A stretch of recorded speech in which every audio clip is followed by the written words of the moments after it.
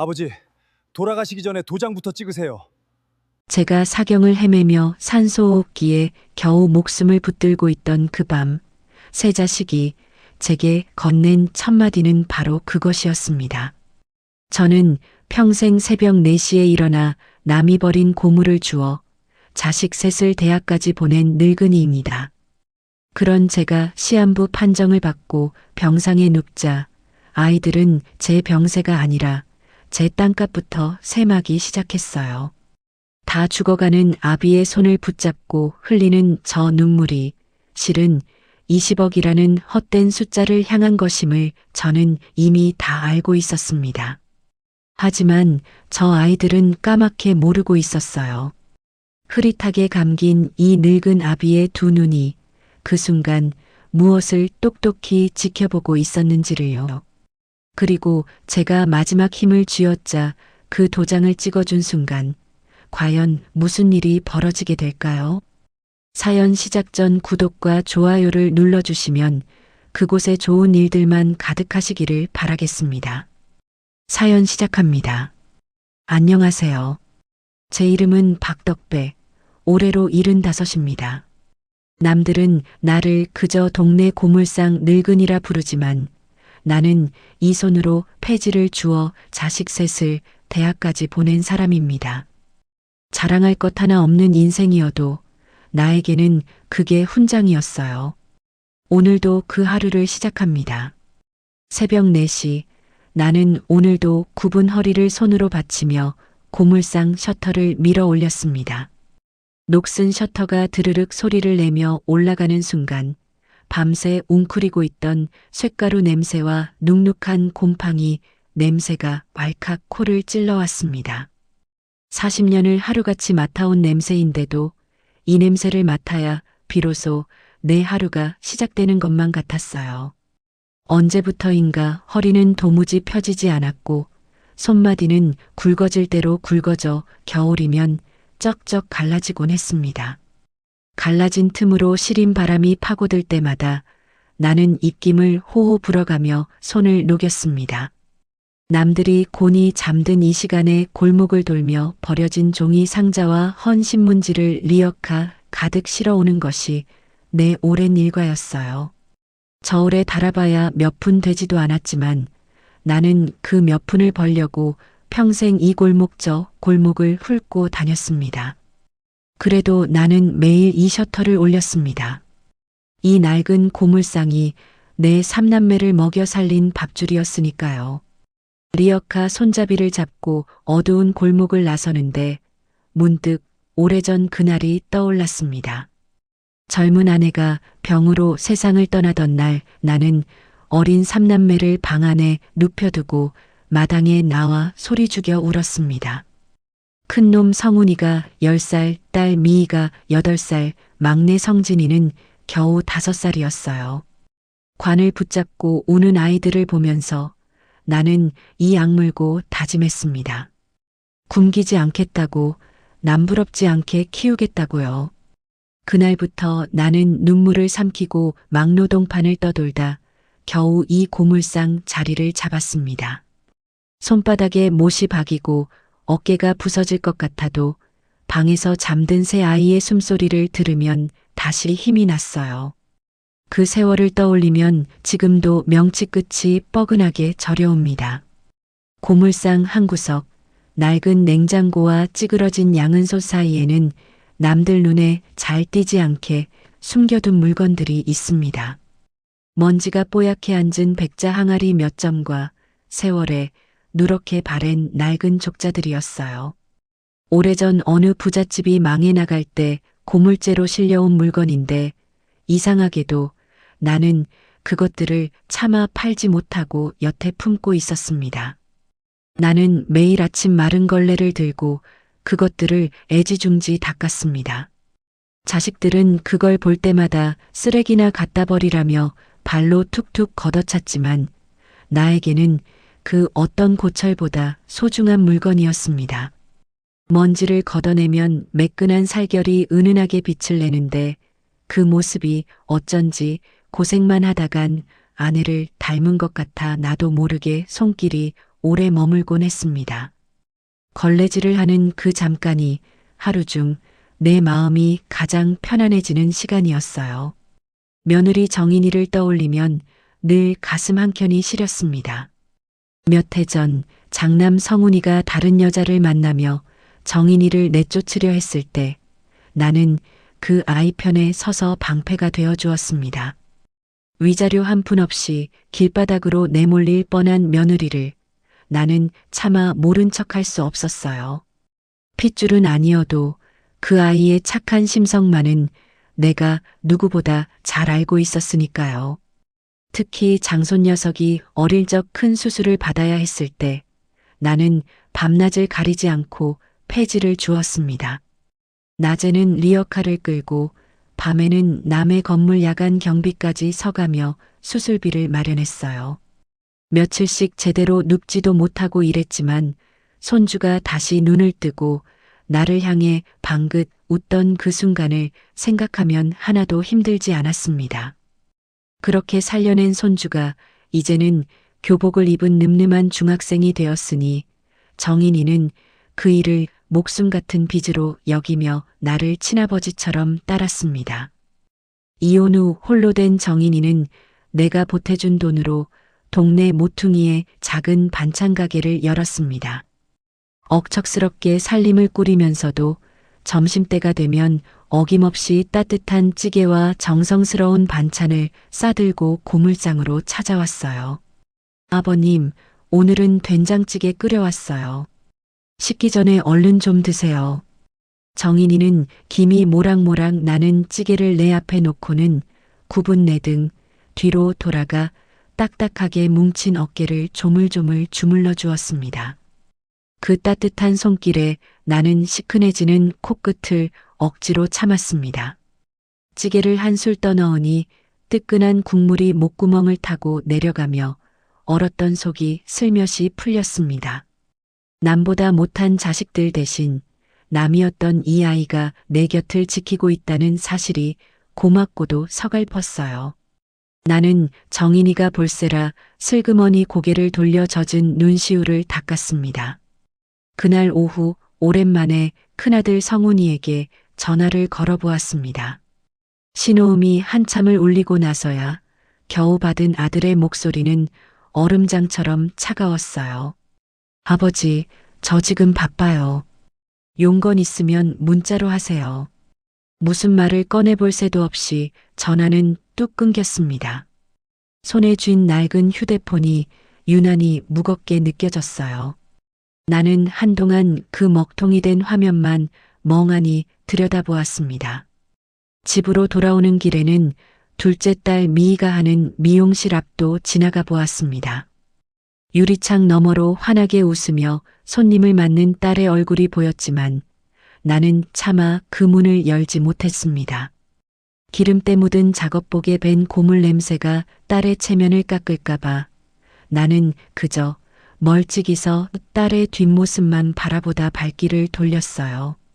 환하게 웃는 딸의 얼굴을 마지막으로 눈에 담고 싶어 나는 자꾸만 뒤를 돌아보았습니다. 그 발걸음이 어찌나 무겁던지 한 걸음 한 걸음이 천근만근이었습니다. 며칠 뒤에는 막내 성진이가 불쑥 고물상에 나타났습니다. 고시원비가 떨어졌다며 내 허락도 없이 낡은 금고를 열어 꼬깃꼬깃한 지폐를 한 움큼 집어갔어요. 잘 지내느냐는 안부 한마디 없었습니다. 나는 그 뒷모습을 보면서도 아무 말도 하지 못했습니다. 그저 저 녀석도 오죽하면 그러겠나 싶어 목구멍까지 차오른 서글픔을 꾹 눌러 삼켰습니다. 그런데 언제부터인가 내 몸에 이상한 신호가 오기 시작했습니다. 명치 아래가 쥐어짜듯 아파오고 밥을 넘겨도 자꾸만 살이 빠졌어요. 허리띠 구멍이 한 칸씩 줄어드는 게 눈에 보일 정도였습니다. 어느 날 아침에는 기침 끝에 검붉은 피가 섞여 나오는 것을 보고 가슴이 철렁 내려앉았습니다. 그래도 나는 애써 대수롭지 않은 척 손등으로 입가를 쓱 닦고 다시 리어카를 끌었어요. 내 안색이 하루가 다르게 흑빛으로 변하는 걸 알아챈 정인이가 극구병원에 가자고 성하였습니다. 나는 몇 번을 마다하다 결국 그 아이 손에 이끌려 동네 의원을 거쳐 큰 대학병원에서 정밀 검사를 받게 되었어요. 며칠 뒤 진료실에 앉은 나에게 하얀 가운을 입은 의사는 한참을 뜸들이다 무거운 표정으로 입을 열었습니다. 어르신, 췌장암 말기입니다. 전이가 심해서 수술은 어렵고요. 남은 시간은 3개월 정도로 보셔야 합니다. 3개월. 그 짧은 말이 망치처럼 내 정수리를 내리쳤습니다. 귓가가 멍하니 울리고 의사의 입은 계속 움직이는데 아무 소리도 들리지 않았어요. 나는 두 손을 무릎 위에 가만히 얹은 채 그저 마른 침만 삼켰습니다. 이상하게도 눈물은 나오지 않았어요. 다만 손끝이 저릿하게 떨려와 나는 그 떨리는 두 손을 꽉 맞잡았습니다. 죽는다는 것보다도 내가 없으면 저 정인이와 손주는 누가 챙겨주나 하는 걱정이 먼저 밀려들었습니다. 넋이 나간 채로 병원을 나선 나는 정처 없이 거리를 걸었습니다. 문득 상점 유리창에 비친 늙은이 하나가 눈에 들어왔어요. 굽은 등에 초라한 작업복을 걸친 그 늙은이가 바로 나였습니다. 오로지 자식들만 바라보고 여기까지 달려왔는데 남은 것이라곤 병든 몸뚱이 하나뿐이라니. 등이 굽고 머리가 하얗게 새도록 일만 했건만 정작 나를 기다려주는 자식은 하나도 없었습니다. 인생이 이렇게 허망할 수가 없었습니다. 나는 길가 벤치에 털썩 주저앉아 한참을 그렇게 멍하니 앉아 있었어요. 그래도 나는 마지막으로 한 가지를 바랐습니다. 죽기 전에 내 핏줄인 삼남매와 따뜻한 밥 한 끼 마주 앉아 먹고 싶다는 늙은 아비의 간절한 소망이었어요. 애물단지 취급을 받아도 나는 그 아이들의 아비였으니까요. 이 병을 자식들에게 숨긴 채 나는 떨리는 손으로 오래된 수첩을 펼쳐 손때 묻은 이름들을 하나하나 짚어 내려갔습니다. 성훈이, 미희, 성진이. 그 이름을 부르는 것만으로도 목이 메어왔어요. 이번만큼은 부디 와주기를, 늙은 아비의 마지막 부탁만은 내치지 말아주기를 마음속으로 빌고 또 빌었습니다. 자식들을 부르기로 한 날, 나는 아침부터 마음이 분주했습니다. 평소엔 걸치지도 않던 깨끗한 셔츠를 장롱 깊은 곳에서 꺼내 다리미로 정성껏 주름을 폈어요. 동네 목욕탕에 가서 때를 밀고 살갗에 벤 찌든 고물 냄새를 몇 번이고 비누칠에 씻어냈습니다. 뜨거운 물에 몸을 담그고 있자니 오늘 새 아이가 오랜만에 한자리에 모인다는 생각에 늙은 가슴이 소년처럼 두근거리기도 했어요. 성훈이는 국을, 미희는 나물을, 성진이는 고기를 좋아했었지. 나는 어릴 적 아이들의 입맛까지 하나하나 떠올렸습니다. 거울에 비친 내 얼굴은 여전히 늙고 초라했지만 오늘만큼은 자식들 앞에서 번듯한 아비이고 싶었습니다. 나는 손톱 밑에 낀 시커먼 때까지 솔로 박박 문질러 닦았어요. 자식들 손을 잡을 때 부끄럽지 않게요. 시장에 들러 아이들이 어릴 적 그렇게 좋아하던 최고급 한우를 큰맘 먹고 샀습니다. 평생 나 혼자 먹자고는 단 한 번도 사본 적 없는 값비싼 고기였어요.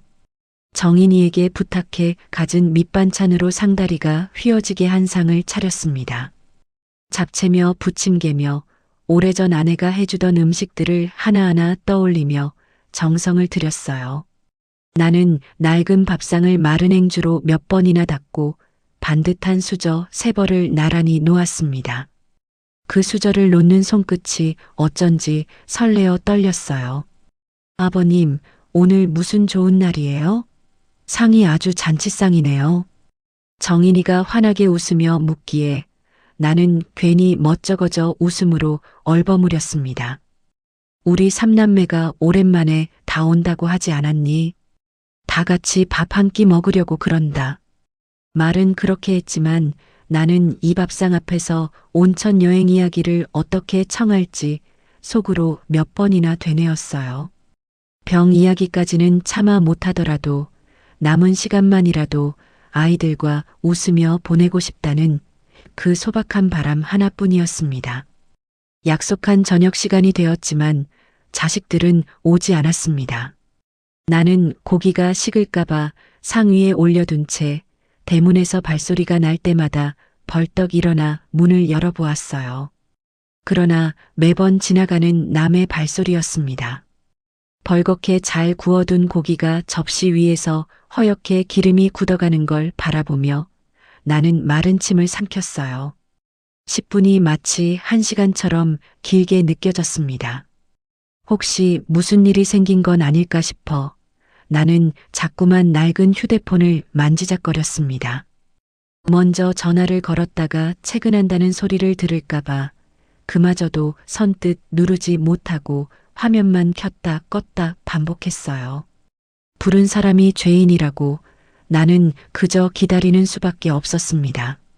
창밖은 이미 어둑해졌고 방 안에는 식어가는 음식 냄새와 나 혼자만의 한숨 소리가 나지막이 맴돌았어요. 한참이 지나서야 큰아들 성훈이가 마지못한 얼굴로 문을 열고 들어왔습니다. 자리에 앉기도 전에 성훈이는 의왕에 사둔 아파트 이야기부터 꺼내며 인상을 잔뜩 찌푸렸어요. 아버지, 저 요즘 죽을 맛이에요. 갭투자 물린 게 얼만데 이 바쁜 사람을 왜 자꾸 오라가라 하세요. 그 짜증 섞인 목소리에 나는 뭐라 대꾸도 못하고 그저 어서 앉으라며 손짓만 했습니다. 그래도 큰 놈이 제일 먼저 와주었구나 싶어 나는 서운한 마음을 얼른 접어두었어요. 뒤이어 명품 가방을 팔에 건 딸 미희가 들어오더니 대뜸 손으로 코부터 틀어막았습니다. 아유, 이 냄새. 고물상 냄새가 옷에 다 배겠네. 아버지는 대체 이런 데서 어떻게 사세요, 정말. 딸의 그 한마디에 아침부터 애써 다려 입은 셔츠가 문득 부끄러워졌어요. 나는 슬그머니 소매를 코에 대어 냄새를 맡아보았습니다. 아무 냄새도 나지 않는데 딸의 찌푸린 미간을 보고 있자니 괜히 내 몸뚱이 전체가 냄새 나는 물건처럼 느껴졌습니다. 막내 성진이는 잘 차려진 밥상엔 눈길도 주지 않고 방으로 들어서자마자 나에게 손부터 내밀었습니다. 아버지, 저 이번 달 카드값 연체됐어요. 돈 좀 있으면 먼저 주세요. 급해요. 밥 먹으러 오라 했더니 첫마디가 돈 이야기라니. 나는 목구멍이 뻑뻑해졌지만 그래도 오늘만큼은 좋게 넘기고 싶었어요. 이상만 물리고 나면 저 아이들도 어릴 적 그 순한 얼굴로 돌아와 주지 않을까 그런 헛된 기대를 나는 아직 버리지 못했습니다. 나는 떨리는 마음을 겨우 다잡고 조심스레 말을 꺼냈습니다. 얘들아, 이번 주말에 다 같이 강원도 온천이라도 다녀오자. 1박 2일이면 되니까 늙은 아비랑 바람 좀 쐬자꾸나. 그 말이 채 끝나기도 전에 성훈이가 숟가락을 상 위에 탁 소리나게 내려놓았습니다. 그 서슬에 국그릇이 흔들렸어요. 지금 이자가 얼만데 여행이요? 아버지 제정신이세요? 한가하게 온천이나 갈 팔자가 어디 있어요, 정말. 성훈이가 나를 노려보는 그 눈빛에는 아비를 향한 애정은커녕 귀찮은 짐짝을 보는 냉기만이 서려 있었어요. 그 눈을 마주한 순간 내 가슴이 철렁 내려앉았습니다. 성훈이의 언성이 높아지자 미희도 질세라 가슴을 후벼 파는 말을 쏟아냈어요. 여행 갈 돈 있으면 그 돈으로 간병인이나 쓰세요. 그리고 저 시댁에는 아버지 진작에 돌아가셨다고 해뒀으니까 제발 조용히 좀 사세요. 괜히 여기저기 나타나서 저 창피하게 만들지 마시고요. 돌아가셨다고 했다는 그 말이 아직 살아 숨쉬는 내 심장에 대모처럼 콱 박혔습니다. 나는 숨이 턱 막혀 아무 말도 할 수가 없었어요. 그러고 보니 딸이 시집간 뒤로 사돈댁 사람들이 나를 한 번도 찾지 않은 이유를 그제야 알았습니다. 나는 이미 오래전부터 산채로 죽은 사람이었던 거예요. 가만히 옆에서 듣고 있던 정인이가 끝내 참다 못해 나섰습니다. 아가씨, 아버님 연세도 있으신데 말씀이 너무 심하신 거 아니에요? 아버님이 얼마나 서운하시겠어요. 그러자 삼남매가 기다렸다는 듯 일제히 정인이에게 화살을 돌렸습니다. 넌 이 집에서 쫓겨난 주제에 어디서 끼어들어? 남이 왜 남의 집안일에 참견이야. 성훈이가 눈을 부라리며 쏘아붙이자 미희와 성진이까지 거들며 정인이를 몰아세웠어요. 제 손주를 살리려 밤새 폐지를 줍던 이 늙은이의 은혜도 제 어미 대신 상을 차려준 며느리의 정성도 저 아이들에게는 아무것도 아니었습니다. 평생을 바쳐 키운 자식들이 은혜를 베푼 며느리를 짐승만도 못하게 물어뜯는 그 광경 앞에서 나는 그만 말문이 막히고 말았어요. 내가 이 두 손으로 품에 안고 키운 것이 사람이 아니라 괴물이었나? 그런 무서운 생각마저 들었습니다. 나는 떨리는 손으로 밥상 모서리를 꽉 붙들었어요. 그렇게라도 하지 않으면 그 자리에 주저앉을 것만 같았거든요. 결국 새 아이는 그 비싼 고기 한 점 입에 대지 않고 이런저런 핑계를 대며 하나둘 자리를 털고 일어났습니다. 성훈이는 통화를 하며 미희는 가방을 챙기며 성진이는 끝내 손에 쥔 돈봉투를 흔들며 나갔어요. 대문을 쾅 닫고 사라지는 자식들의 뒷모습을 나는 손 한 번 잡아보지 못하고 그저 멍하니 바라볼 뿐이었습니다. 텅 빈 방 안 식어 굳어버린 잔치상 앞에서 정인이가 소리 죽여 어깨를 들먹이며 울고 있었습니다. 며느리는 젖은 눈으로 나를 올려다보며 겨우 한마디를 건넸어요.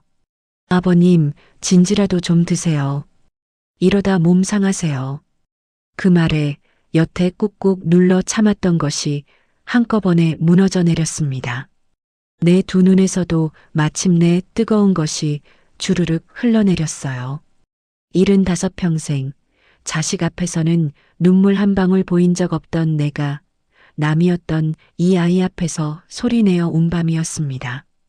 잘 구운 고기는 딱딱하게 굳어 있었고 세 벌의 수저는 손도 대지 않은 채 그대로 놓여 있었어요. 그 밤 나는 깨달았습니다. 내가 그토록 애타게 붙들고 있던 핏줄에 대한 미련이 알량한 기대가 이제 산산조각 났다는 것을요. 자식이라 믿고 쏟아부은 오랜 세월의 사랑이 완벽한 배신으로 되돌아온 그 순간 내 마음속에서 무언가가 조용히 그러나 완전히 얼어붙는 것을 느꼈습니다. 서럽고 원통하던 감정마저 서서히 가라앉고 그 자리에는 낯설도록 서늘한 무언가가 들어차기 시작했어요. 남은 3개월 나는 이 밥상을 결코 잊지 않겠다고 조용히 마음을 다잡았습니다. 그 서러운 밥상이 있고 며칠이 지난 어느 날 아침이었습니다. 여느 때처럼 폐지를 실은 리어카를 끌고 고물상 마당으로 들어서는데 갑자기 명치 아래가 불에 댄 듯 뒤틀렸어요. 나는 숨을 헉 들이켜며 리어카 손잡이를 놓쳤습니다. 그 순간 입안 가득 비릿한 것이 차오르더니 시멘트 바닥 위로 검붉은 피가 왈칵 쏟아졌어요. 다리에 힘이 풀려 나는 그대로 고철더미 옆으로 고꾸라졌습니다. 정신이 아득해지는 와중에도 아, 이렇게 가는구나 하는 생각이 스쳤어요. 이상하게도 죽음이 무섭기보다는 그 밥상에서 받은 서름이 채 가시지도 않았는데 이대로 끝인가 싶어 억울한 마음이 먼저 들었습니다. 차가운 시멘트 바닥에 뺨을 댄 채 나는 흐릿해지는 하늘을 올려다보았어요. 때마침 반찬을 싸들고 고물상에 들어서던 정인이가 쓰러진 나를 발견하고는 비명을 질렀습니다. 정인이는 떨리는 손으로 구급차를 부르고 내 몸을 끌어안은 채 애타게 나를 흔들었어요. 아버님, 정신 차리세요. 제발 눈 좀 떠보세요, 아버님. 멀어지는 의식 속으로 며느리의 울음소리만이 아득하게 파고들었습니다. 남이었던 이 아이의 목소리가 그 순간 세상에서 가장 따뜻한 소리처럼 들렸어요. 나는 그 목소리를 붙잡으려 마른 입술을 달싹였지만 끝내 아무 말도 잇지 못하고 까무룩 정신을 잃고 말았습니다. 얼마나 지났을까? 소독약 냄새와 함께 눈을 떠보니 나는 응급실 침대에 누워 있었습니다. 팔뚝에는 링거 바늘이 꽂혀 있었고 천장의 형광등 불빛이 눈이 부시게 하였습니다. 얇은 커튼 너머로 낯익은 목소리들이 두런두런 들려왔어요. 새 아이가 다 와 있었습니다. 의사에게서 내 병명을 전해 들었는지 성훈이와 미희, 성진이가 복도에 모여 잔뜩 인상을 찌푸린 채 서 있었어요. 뜻밖에도 자식들이 달려와 주었구나 싶어 얼어붙었던 내 가슴 한켠이 나도 모르게 뭉클해졌습니다. 그래, 피는 물보다 진하다고. 그래도 아비가 쓰러졌다니 이렇게들 달려와 주는구나. 나는 굳게 닫았던 마음의 빗장을 나도 모르게 다시 슬며시 풀고 있었어요. 그러나 그 뭉클함은 오래가지 못했어요. 성훈이의 신경질적인 목소리가 커튼 틈으로 새어 들어왔습니다. 그러니까 이 치료비랑 입원비는 대체 누가 낼 거냐고. 나는 지금 내 코가 석자야. 성훈이는 마치 성가신 짐짝의 처리를 떠넘기듯 홀로 병수발을 든 정인이에게 그 모든 책임을 미루려 언성을 높였어요. 남남이 된 며느리에게 아비 병수발을 떠넘기는 그 뻔뻔함이라니요. 아비가 죽어간다는데 걱정한다는 것이 고작 돈이라니. 방금 전 풀어버린 마음의 빗장이 다시 철컹 소리를 내며 잠기는 것 같았어요. 뭉클했던 감정이 순식간에 싸늘하게 식어버렸습니다. 바로 그때였어요. 성훈이에게 전화 한 통이 걸려왔습니다. 부동산을 하는 성훈이가 아는 기획 부동산 업자에게서 온 전화였어요. 나는 실눈을 뜨고 그 통화를 가만히 엿들었습니다. 뭐라고요? 우리 아버지 고물상 땅이 신도시 도로가 그리로 난다고요? 그럼 시세가 20억이 넘는다는 거예요? 전화를 끄는 성훈이의 눈빛이 순식간에 탐욕으로 번뜩였습니다. 성훈이는 동생들을 구석으로 불러 모아 무언가를 소곤소곤 귓속말로 전했어요.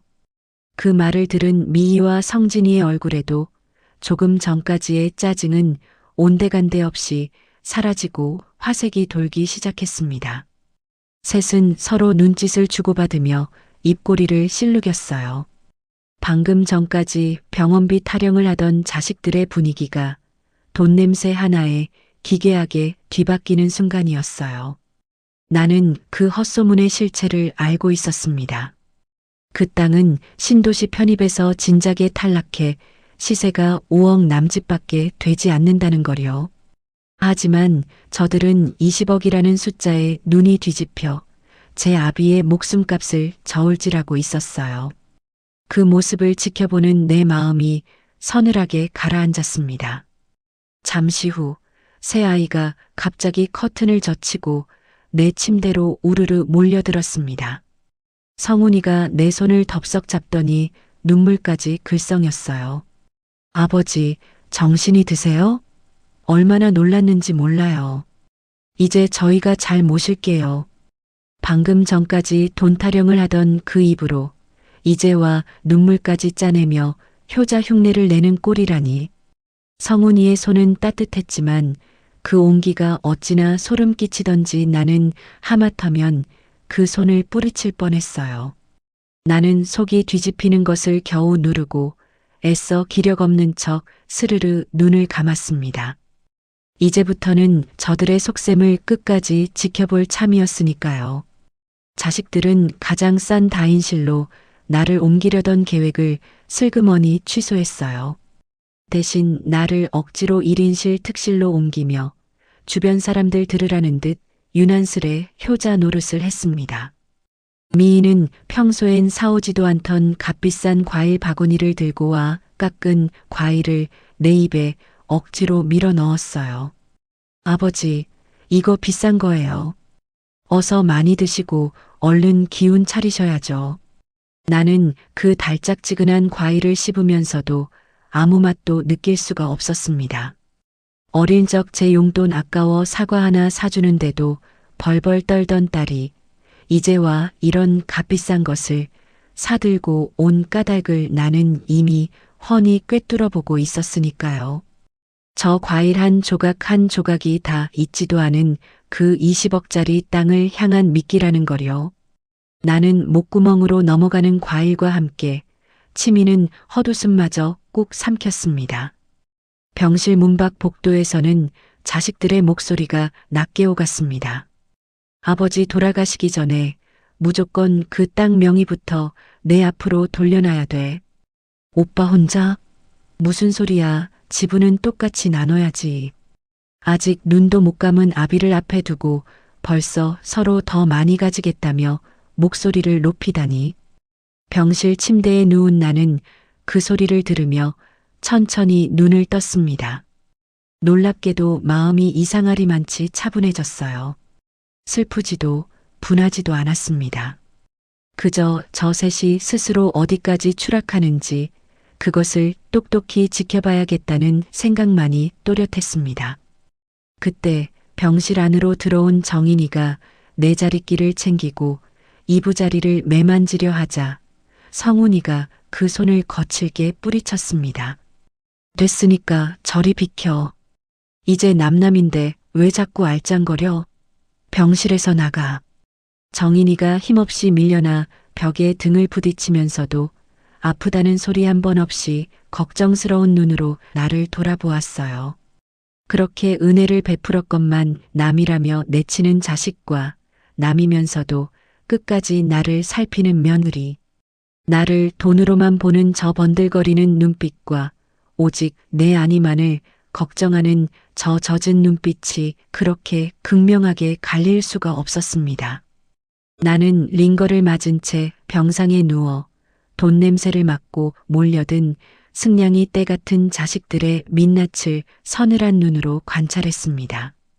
평생 남이 버린 고물을 주우며 살아온 내가 정작 진짜 쓰레기는 다름 아닌 내가 낳은 자식들이었음을 그제야 뼈아프게 깨달았어요. 고물은 닦고 고치면 다시 쓸모가 생기지만 저 셋은 아무리 닦아도 되돌릴 수 없이 썩어 있었습니다. 그 사실을 인정하는 순간 마지막 남은 미련의 실오라기 하나가 툭 끊어지는 것을 느꼈어요. 문 밖으로 쫓겨난 정인이는 그 와중에도 흐르는 눈물을 훔치며 오직 내 걱정뿐이었습니다. 저 아이가 진짜 가족이고 저 안의 셋은 남만도 못한 것들이라는 사실이 칼처럼 선명해졌어요. 그 순간 나를 짓누르던 슬픔과 절망이 거품처럼 스르르 사라졌습니다. 그 자리에 대신 차오른 것은 남은 목숨을 마지막 한 방울까지 태워서라도 저 탐욕스러운 것들을 반드시 단죄하겠다는 얼음장처럼 차갑고 서늘한 분노였어요.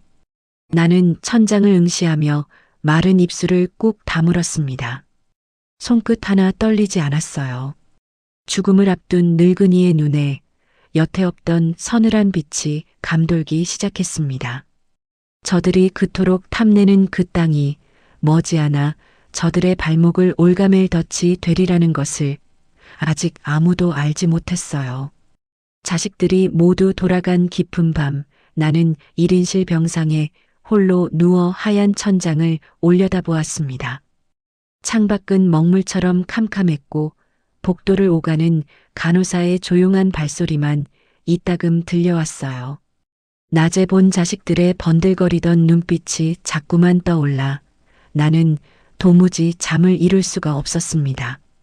예전 같았으면 서러워서 밤새 이불깃만 적셨겠지만 그날 밤 내 머릿속을 가득 채운 것은 서러움이 아니라 서늘하고도 치밀한 계획이었어요. 저들은 있지도 않은 20억짜리 땅에 눈이 멀어 있었습니다. 나는 그 헛된 욕심을 저들을 올가맬 올가미로 바꿔놓기로 마음먹었어요. 어둠 속에서 나는 하나하나 셈을 헤아렸습니다.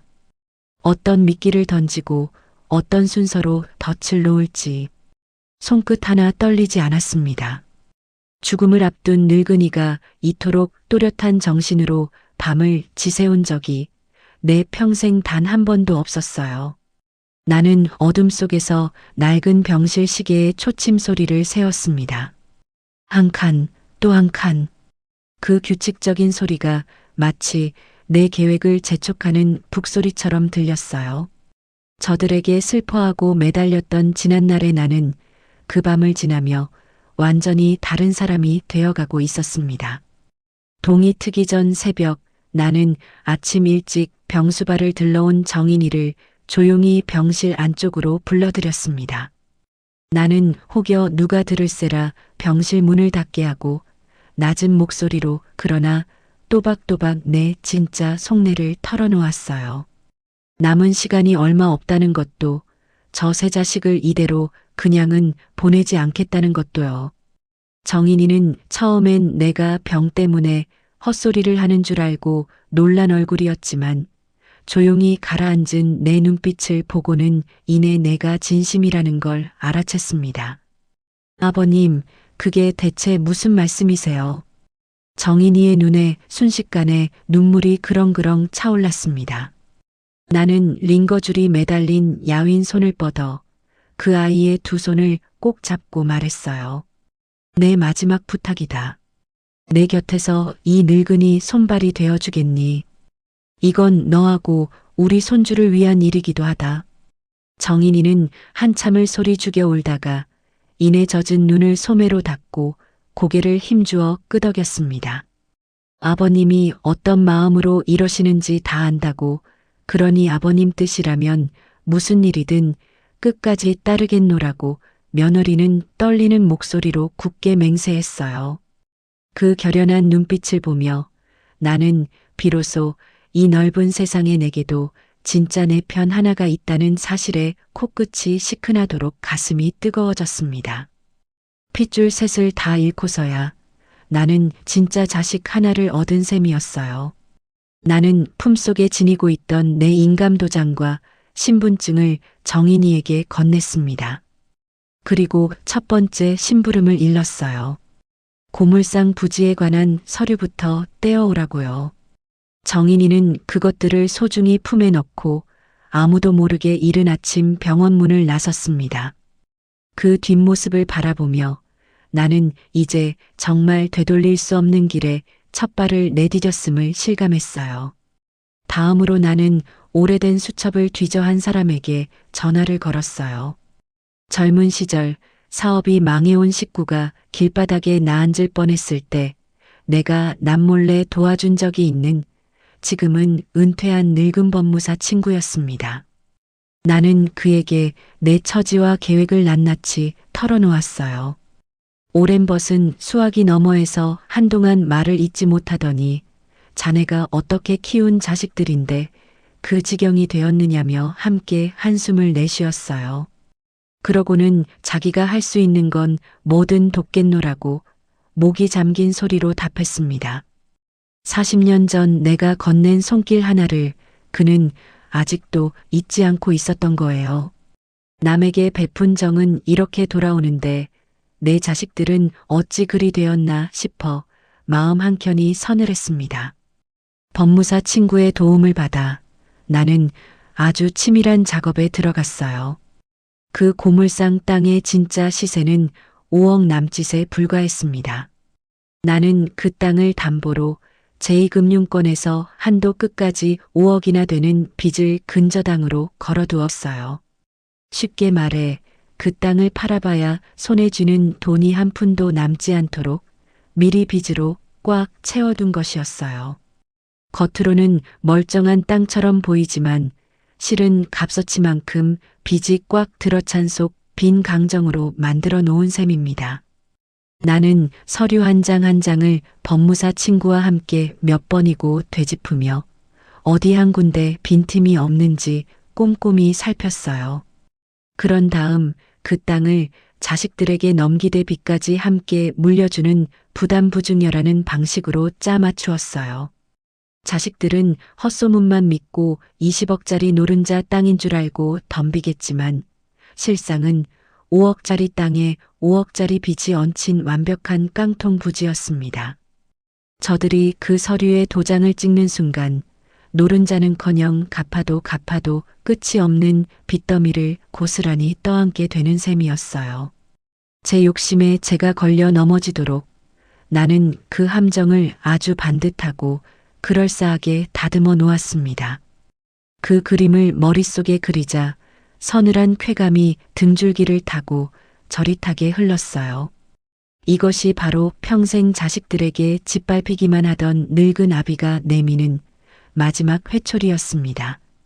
한편으로 나는 정인이를 통해 또 하나의 비밀스러운 일을 진행했어요.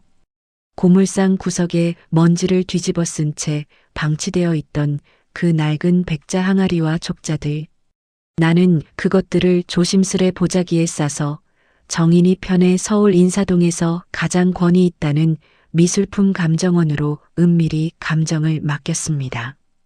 행여 자식들이 눈치챌까봐 정인이는 낡은 보따리처럼 위장에 새벽길을 오갔어요. 며칠 뒤 감정원에서 걸려온 전화를 받은 나는 하마터면 손에 쥔 전화기를 떨어뜨릴 뻔했어요. 그 먼지 덮인 물건들이 조선시대에 만들어진 진품 백자와 이름난 옛 학자가 손수 쓴 친필 족자로 그 값이 억대를 훌쩍 넘어선다는 것이었습니다. 어르신, 이건 아주 귀한 물건들입니다. 함부로 내놓으실 물건이 절대 아니에요. 감정사의 그 말에 나는 한동안 멍하니 창밖만 바라보았어요. 오래전 어느 부잣집이 망해 나갈 때 고물죄로 실려온 그 물건들을 나는 어쩐지 차마 팔지 못하고 여태 매일 아침 마른 걸레로 닦아만 왔습니다. 그 손길이 헛되지 않았던 거예요. 평생 쓰레기 더미 속에서 살아온 내게 정작 진짜 보물이 늘 그 안에 숨어 있었다니. 자식들이 그렇게 발로 툭툭 걷어차던 바로 그것이 저들이 그토록 탐내는 땅과는 비교도 안 될 진짜 유산이었던 셈입니다. 나는 조용히 웃었어요. 하늘이 나를 아주 버리지는 않았구나 싶었습니다. 이제 판은 완벽하게 짜였습니다.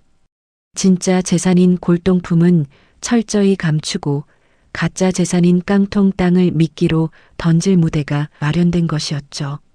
나는 이 비밀을 오직 정인이와 늙은 법무사 친구 단 둘에게만 나누어 지녔습니다.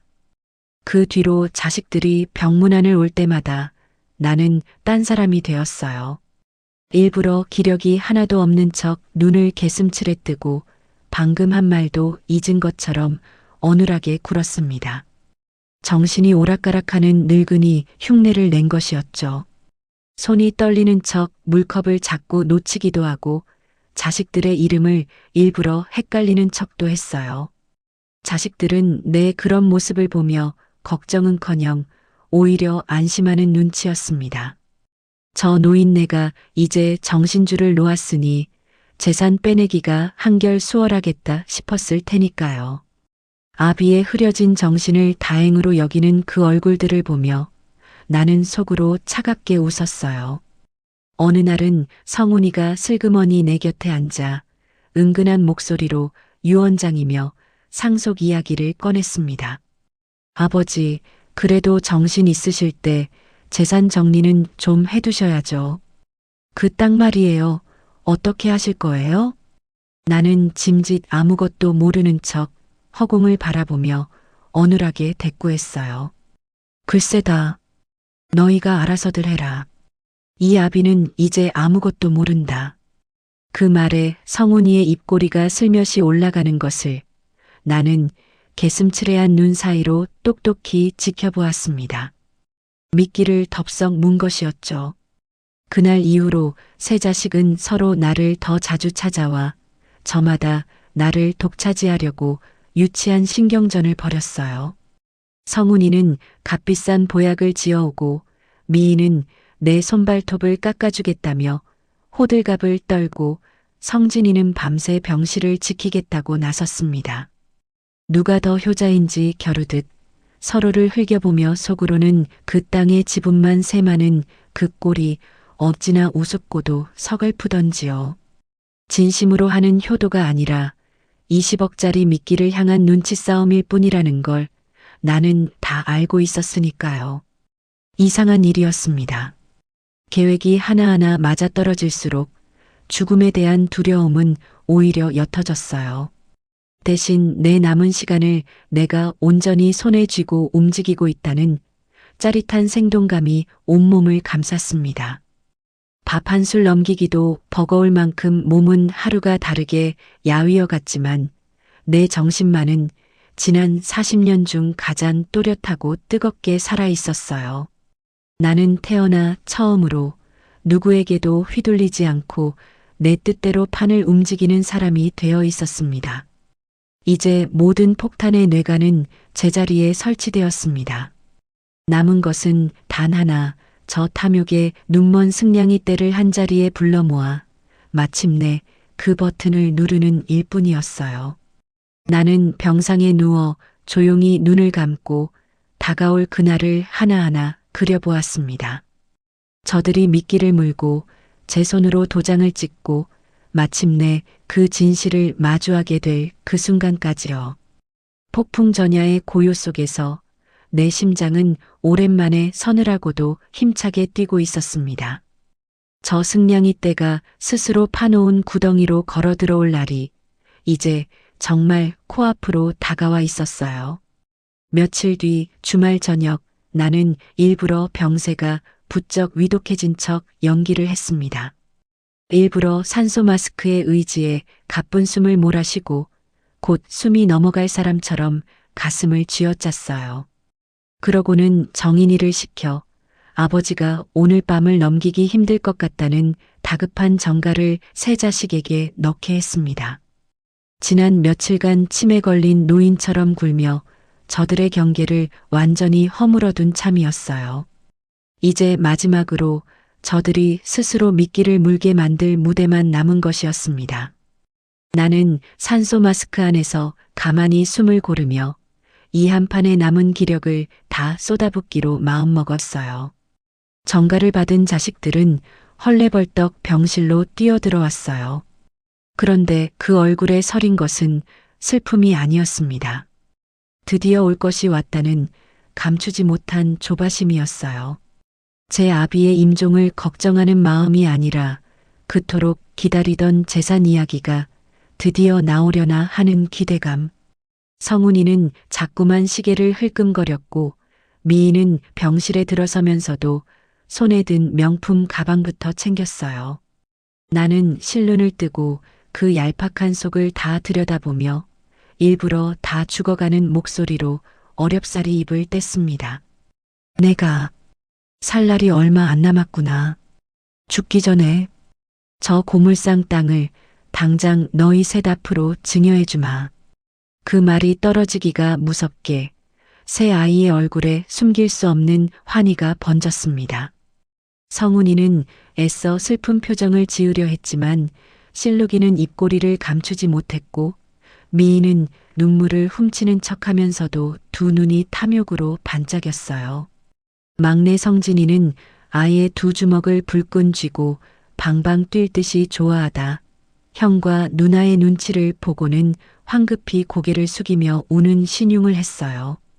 그 어설픈 연기가 어찌나 속이 훤히 보이던지요. 잊지도 않은 20억이 제 것이 된다는 생각에 자식들은 다 죽어가는 아비 앞에서 그 흉측한 속내를 고스란히 드러냈습니다. 예전 같으면 그 배은망덕함의 억장이 무너졌겠지만 이제 내 마음은 오히려 얼음장처럼 차분하게 가라앉았어요. 나는 그저 저 미끼를 저들이 어떻게 삼키는지 그것만을 지켜보고 있었으니까요.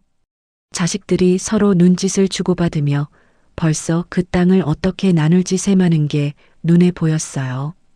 나는 그 조급한 얼굴들이 무르익기를 잠시 기다렸다가 준비해둔 덫의 두 번째 이빨을 슬며시 드러냈습니다. 진짜 미끼는 바로 여기서부터였으니까요.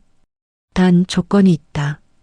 등기소에 낼 취등록세 수천만 원은 당장 너희 돈으로 먼저 내고 3개월 뒤에 국세청에 낼 증여세 수억 원을 위해 잔고 증명까지 해와야 한다. 그래야 명의를 넘겨주마. 당장 수천만 원이라는 거액의 현금을 먼저 마련해야 한다는 말에 화나던 자식들의 얼굴이 순간 딱딱하게 굳어졌어요. 세금이라는 것이 이렇게 큰 줄은 미처 몰랐던 게지요. 하지만 20억짜리 땅을 눈앞에서 놓칠 수는 없다는 욕심에 저마다 머릿속으로 미친 듯이 주파나를 튕기기 시작했습니다. 서로 눈치를 살피며 어떻게든 돈을 구해오겠다고 다짐하는 그 얼굴들. 나는 새마느라 바쁜 그 얼굴들을 개슴츠레한 눈으로 바라보며 속으로 조용히 되뇌었어요. 그래, 어디 한번 그 돈을 만들어 와 보아라. 그 돈이 곧 너희 목을 조를 밧줄이 될 테니. 무리한 갭 투자로 이미 대출길이 꽉 막힌 성훈이는 결국 이름만 들어도 아찔한 제2금융권과 불법 사채업자까지 찾아갔습니다. 살인적인 이자를 물어가며 급전을 끌어모으는 큰아들의 모습을 나는 정인이를 통해 낱낱이 전해 들었어요. 번듯한 공인중개사 행세를 하던 성훈이가 뒷골목 사채업자 앞에서 굽신거리며 각서에 도장을 찍었다는 이야기를 들었을 때 나는 씁쓸하면서도 이상하게 마음이 놓였습니다. 허영심 많은 딸 미희는 남편 몰래 제 미용실 상가 보증금을 빼냈습니다. 멀쩡히 장사하던 가게 보증금을 빼는 바람에 미희는 하루아침에 남의 가게에서 새빵살이 하듯 미용실을 이어가야 할 처지가 되었습니다. 그것도 모자라 동네 지인들에게 사기나 다름없는 개똥까지 끌어다 세금 낼 돈을 마련하느라 처절하게 몸부림쳤어요. 아버지 체면을 그렇게 깎아내리던 딸이 이제 제 체면을 다 버리고 여기저기 손을 벌리고 다닌 셈이었죠. 만년 공시생인 막내 성진이는 한술 더 떴습니다. 온라인 불법 도박 사이트에서 빌린 돈에다 사채까지 겹겹이 끌었으며 오직 그 땅 지분 한 조각을 챙기겠다고 눈에 핏발을 세웠어요. 그 나이 먹도록 제대로 된 벌이 한 번 없던 녀석이 남의 돈을 제 돈처럼 겁없이 끌어다 썼습니다. 자식 셋이 앞다투어 지옥의 문을 스스로 두드리고 있었어요. 그런데도 저들은 그것이 지옥의 문인 줄을 까맣게 몰랐습니다. 세금을 누가 얼마씩 낼지를 두고 자식들은 병실 밖 휴게실에서 낯 뜨거운 다툼을 벌였어요. 내가 장남이니 지분을 더 가져야 한다는 성훈이와 그럼 돈도 더 내라는 동생들이 서로 삿대질을 하며 언성을 높였습니다. 급기야 미희가 성진이의 멱살을 잡고 성진이는 그 손을 뿌리치며 험한 욕설을 퍼붓는 총극까지 벌어졌어요. 어릴 적 손을 잡고 함께 학교에 다니던 삼남매가 이제는 돈 몇 푼을 두고 원수처럼 서로를 물어뜯고 있었습니다. 아비의 병실 문 하나를 사이에 두고 벌어진 그 아수라장을 나는 병상에 누워 실눈을 뜬 채 미동도 없이 지켜보았어요. 돈 몇 푼에 형제끼리 짐승처럼 물어뜯는 그 모습을 보고 있자니 예전 같으면 가슴이 미어졌겠지만 이제는 슬프기보다 차라리 후련했어요. 내가 굳이 손대지 않아도 저들은 저희끼리 알아서 무너져 내리고 있었으니까요. 저들이 스스로 파놓은 지옥불 속으로 제 발로 걸어 들어가는 것을 나는 아주 천천히 감상하듯 지켜보았습니다. 곁을 지키던 정인이가 보다 못해 근심 가득한 얼굴로 조심스레 물었어요. 아버님, 정말 이대로 두셔도 괜찮으시겠어요? 저러다 애들 인생이. 나는 야윈 손을 뻗어 며느리의 손을 가만히 다독이며 입가에 옅은 미소를 지었습니다. 그리고 아무도 듣지 못하게 낮은 목소리로 속삭였어요. 괜찮다. 짐승에겐 매가 약이지. 저건 벌이 아니라 제 죗값이란다. 정인이는 내 그 서늘한 눈빛에 잠시 말을 잃었어요. 평생 등이 굽도록 자식들 뒷바라지만 하며 한 번도 큰 소리 낼 줄 모르던, 늘 인자하기만 하던 시아버지에게서 처음 보는 서리빨 같은 표정이었으니까요. 그러나 며느리는 이내 내가 왜 이렇게까지 하는지를 헤아리고 아무 말 없이 고개를 끄덕였습니다. 그 눈빛에는 나를 향한 안쓰러움과 끝까지 함께하겠다는 결의가 함께 담겨 있었어요. 며칠 뒤 세 자식은 각자 피 묻은 돈으로 만든 수표와 통장 잔고, 증명서를 들고 자랑스레 병실에 나타났어요. 사채로, 보증금으로, 도박빚으로 긁어모은 그 돈다발을 마치 무슨 훈장이라도 되는 양 내 앞에 자랑스레 펼쳐 보였습니다. 어서 명의를 넘겨달라고 새 아이의 눈이 하나같이 조급하게 빛났어요. 저 종이 몇 장이 앞으로 저들의 목을 어떻게 올가 조여올지도 까맣게 모른 채 말이에요. 나는 그 돈다발을 물끄러미 바라보며 저것이 곧 저들이 흘릴 피눈물의 값이 되리라 생각했습니다. 나는 미리 불러둔 법무사 친구를 곁에 세우고 증여계약서에 도장을 찍기 직전 마지막으로 한 번 더 못을 박았습니다. 다시 한번 묻자. 취등록세와 앞으로 낼 증여세, 그리고 저 땅에 걸려있는 내 남은 빚까지, 이 모두를 너희가 고스란히 떠안아야 한다. 정말 감당할 수 있겠느냐? 내 남은 빚까지 떠안는 조건이라는 말에 성진이가 잠깐 형의 눈치를 살피며 멈칫하는 기색도 있었어요. 하지만 20억이라는 헛된 숫자가 이미 저들의 이성을 완전히 마비시킨 뒤였습니다. 그깟 빚이야 20억짜리 땅을 팔면 순식간에 갚을 수 있으리라 저들은 그렇게 굳게 믿고 있었으니까요. 성훈이가 형제를 대표하듯 나서 조금의 망설임도 없이 큰 소리를 쳤습니다. 당연하죠, 아버지. 20억짜리 땅인데 그깟 빚 몇 푼이 대수예요. 어서 도장이나 찍읍시다. 그러고는 자식 셋이 서로 먼저 찍겠다며 앞다투어 계약서 위에 제 도장을 꾹꾹 눌러 찍었어요. 붉은 인주가 종이 위에 선명하게 박히는 그 소리가 내 귀에는 마치 저들이 제 발등을 찍는 소리처럼 들렸습니다. 그 경솔한 손놀림을 나는 눈 하나 깜짝하지 않고 조용히 지켜보았어요. 마음 한켠이 시리면서도 다른 한켠은 얼음처럼 단단하게 굳어 있었습니다. 이윽고 사채로 마련한 취등록세가 관공서에 납부되고 뒤이어 명의 이전 서류가 정식으로 접수되었습니다. 담당 직원이 서류를 받아드는 그 순간 나는 등 뒤로 서늘한 전율이 훑고 지나가는 것을 느꼈어요. 길고 긴 준비 끝에 덫의 문이 마침내 소리 없이 굳게 닫힌 것이었습니다. 나는 서류가 접수되었다는 정인이의 나지막한 전언을 듣고 두 눈을 지그시 감았어요. 이제 저들은 제 손으로 찍은 그 도장의 무게를 머지않아 뼈저리게 알게 될 참이었어요. 명의를 넘겨받았다는 사실에 자식들은 서로 어깨를 두드리며 환하게 웃었지만 나는 그 웃음이 얼마나 짧을지를 알고 있었습니다. 나는 창밖으로 붉게 저물어가는 노을을 바라보며 오랜만에 아주 깊고 편안한 숨을 내쉬었어요.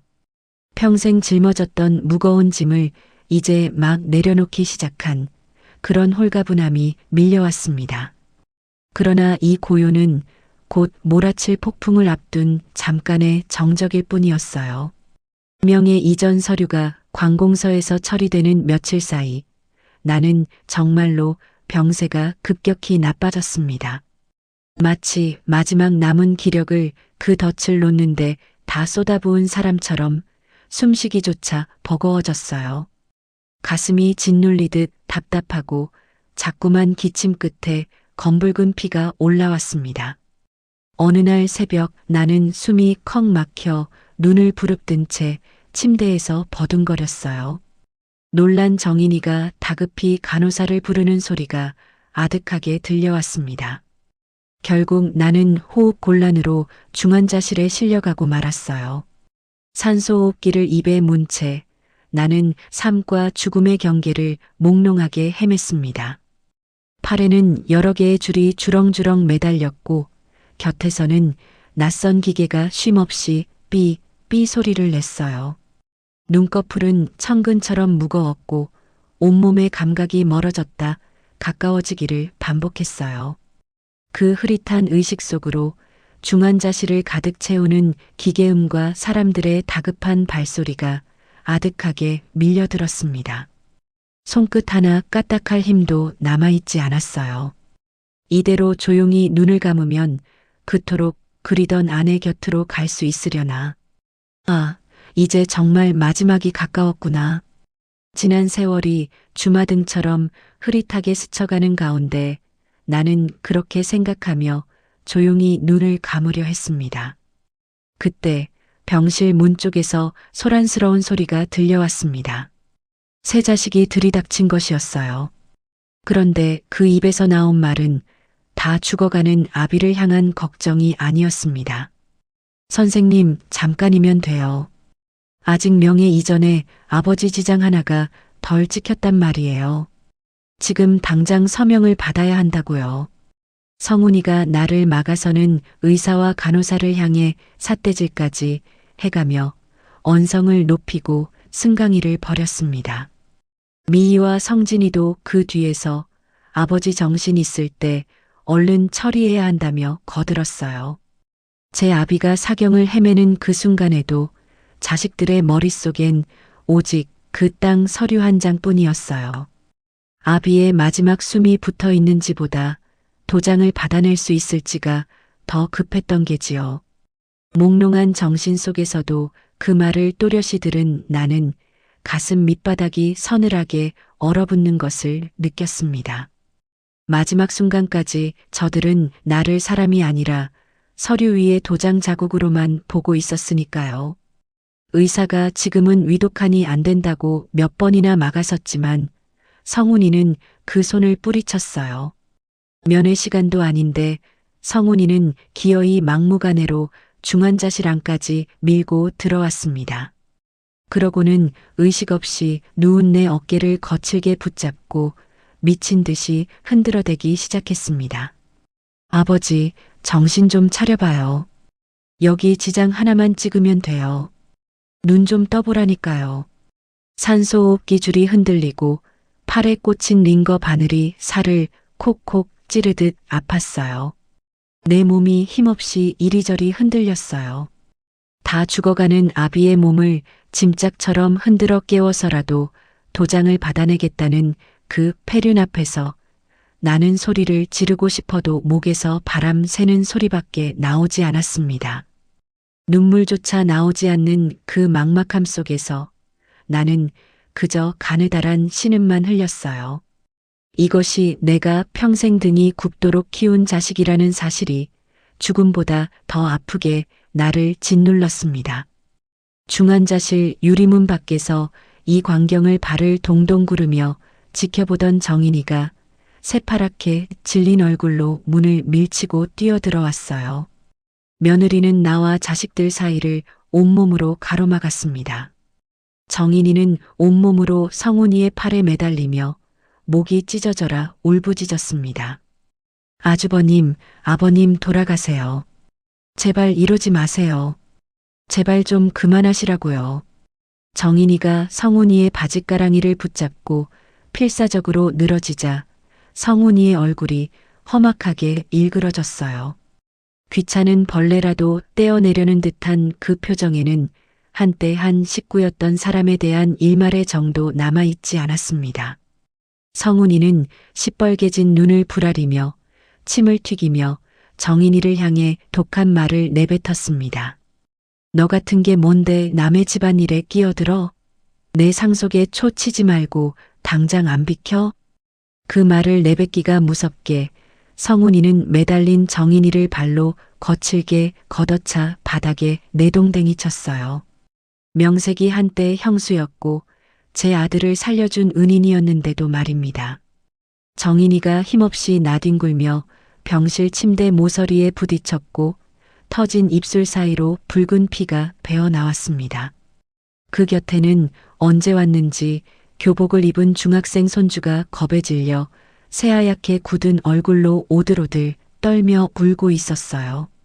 제 어미가 얻어맞고 쓰러지는 걸 두 눈으로 보면서도 어린 것은 무서워 소리조차 제대로 내지 못했습니다. 바닥에 쓰러져 피 흘리는 며느리와 그 옆에서 우는 손주의 애처로운 모습이 내 흐릿한 시야에 들어온 순간이었습니다. 바로 그 순간이었어요. 꺼져가던 내 심장 밑바닥에서 뜨거운 불길 하나가 확 치솟았습니다. 나를 지키려다 얻어맞아 피 흘리는 며느리와 내가 밤새 폐지를 주어 그 작은 목숨을 살려낸 손주가 눈앞에서 짓밟히는 꼴을 보자 죽어가던 몸뚱이 어디에 그런 힘이 남아 있었는지 초인 같은 기운이 온몸으로 솟구쳤어요. 나는 이를 악물고 번쩍 눈을 떴습니다.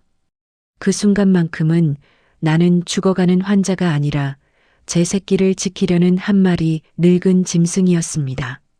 그와 동시에 내게 티끌만큼이라도 남아있던 핏줄에 대한 마지막 연민과 미련이 우주 저 끝으로 아득히 날아가 버렸어요. 내 마음은 이제 그 어떤 미련도 남지 않은 채 완벽하게 얼어붙었습니다. 신락같이 붙들고 있던 그 마지막 정마저 끊어지고 나니 오히려 마음이 거짓말처럼 고요해졌어요. 저것들은 더 이상 내 자식이 아니었습니다. 그저 아비의 주검에서 도장 하나 뜯어내려는 짐승일 뿐이었어요.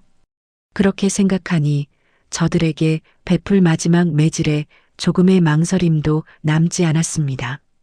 내가 번쩍 눈을 뜨자 정신을 차렸다는 사실에 자식들의 얼굴에 순간 반색하는 화색이 돌았어요. 저들은 내 눈빛에 담긴 서슬퍼런 분노는 조금도 알아채지 못했습니다. 성훈이가 잽싸게 내 손가락에 붉은 인주를 묻히더니 서류 위에 억지로 짓누르려 달려들었습니다. 아버지, 정신 드셨어요? 여기 지장 하나만 빨리 찍어요. 얼른요. 나는 남아있는 온 힘을 쥐어짜 떨리는 손을 들어 입에 물고 있던 산소호흡기를 천천히 떼어냈습니다. 숨이 턱 막혀왔지만 나는 자식들의 눈을 하나하나 똑바로 마주 보았어요. 그러고는 얼음장처럼 차갑고 낮은 목소리로 또박또박 마지막 허락을 내렸습니다. 찍어라. 그렇게 갖고 싶었으면 실컷 가져가거라. 내 그 한마디에 자식들은 마치 무슨 상이라도 탄 것처럼 환호성을 지르며 서둘러 내 손가락을 서류에 꾹 눌렀습니다. 죽어가는 아비의 마지막 말이 고작 도장을 찍으라는 허락이었으니 저들은 그것이 얼마나 무서운 저주인 줄도 몰랐어요. 지장이 붉고 선명하게 찍히자마자 새 아이는 뒤도 한번 돌아보지 않고 서류를 챙겨 서둘러 중환자실을 빠져나갔습니다. 죽어가는 아비에게 인사 한마디, 눈길 한 번 주지 않은 채로요. 그 소름 끼치는 뒷모습을 나는 서늘한 눈으로 끝까지 지켜보았습니다. 저 문을 나서는 순간 저들은 스스로 제 인생의 파멸에 도장을 찍은 것이나 다름없었어요. 그러나 나는 아무 말도 하지 않았습니다. 이제 저들에게 건넬 말은 이 세상에 단 한마디도 남아있지 않았으니까요. 자식들이 모두 떠난 뒤 나는 겨우 몸을 움직여 피 흘리며 다가온 정인이의 손을 꽉 잡았어요. 그리고 마지막 힘을 다해 며느리에게 속삭였습니다. 이제 다 끝났다.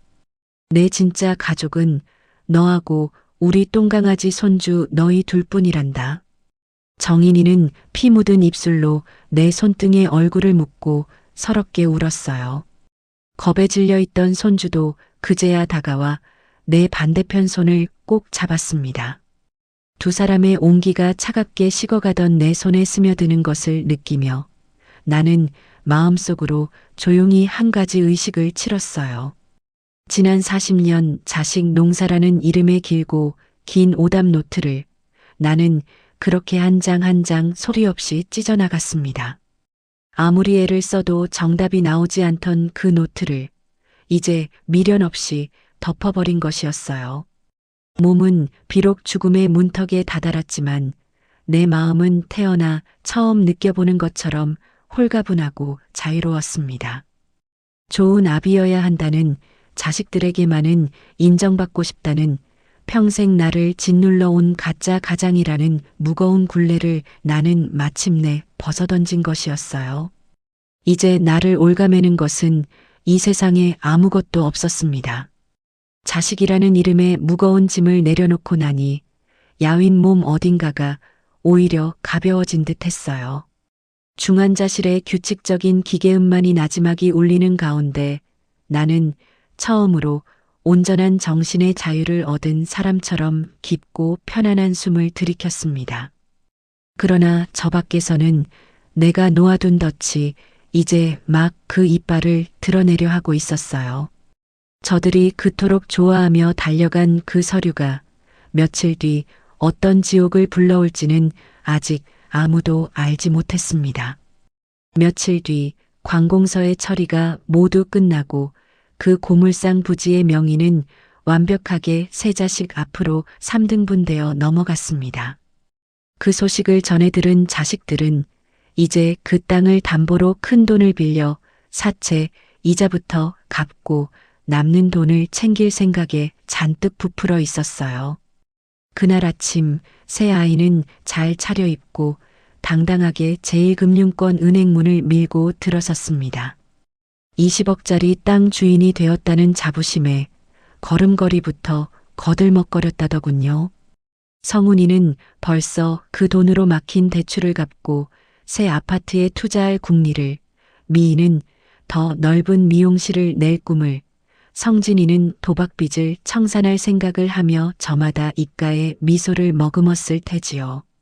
그러나 그 미소가 그날 어떻게 무너져 내렸는지 나는 정인이를 통해 하나도 빠짐없이 전해 들었습니다. 창구 앞에 앉은 성훈이는 이 땅으로 최소 10억은 대출이 나올 거라며 벌써부터 목에 힘을 주었습니다. 그러나 담보 서류를 받아든 은행 직원의 표정이 이내 묘하게 굳어졌어요. 직원은 컴퓨터 화면과 서류를 몇 번이나 번갈아 들여다보더니 조심스레 입을 열었습니다. 고객님, 이 땅은 신도시 편입이 무산돼서 시세가 5억 정도밖에 안 됩니다.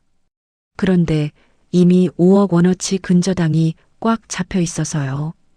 추가로 대출은 단돈 한 푼도 나오지 않습니다. 직원의 그 담담한 한마디는 세 자식에게 마른 하늘의 날벼락이었어요. 성훈이는 잘못 들은 줄 알고 되물었고 미인은 그럴 리 없다며 서류를 빼앗아 제 눈으로 확인하려 들었습니다. 하지만 몇 번을 다시 봐도 결과는 똑같았어요. 20억인 줄 알았던 땅이 고작 5억짜리인데다 그 값어치만큼 빚이 이미 꽉 차 있어 팔아도 손에 쥐는 게 한 푼도 없는 완벽한 깡통 땅이었으니까요.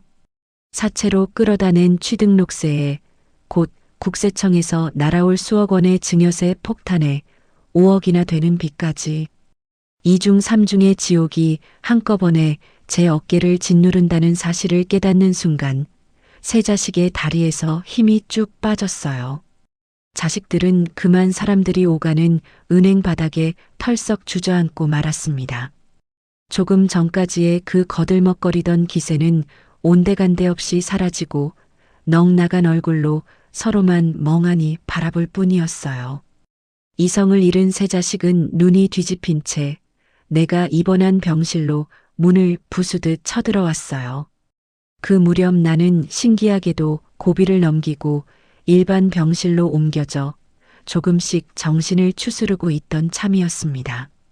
마치 이 마지막 장면을 두 눈으로 똑똑히 지켜보라고 하늘이 내게 잠깐의 시간을 더 허락한 것만 같았어요.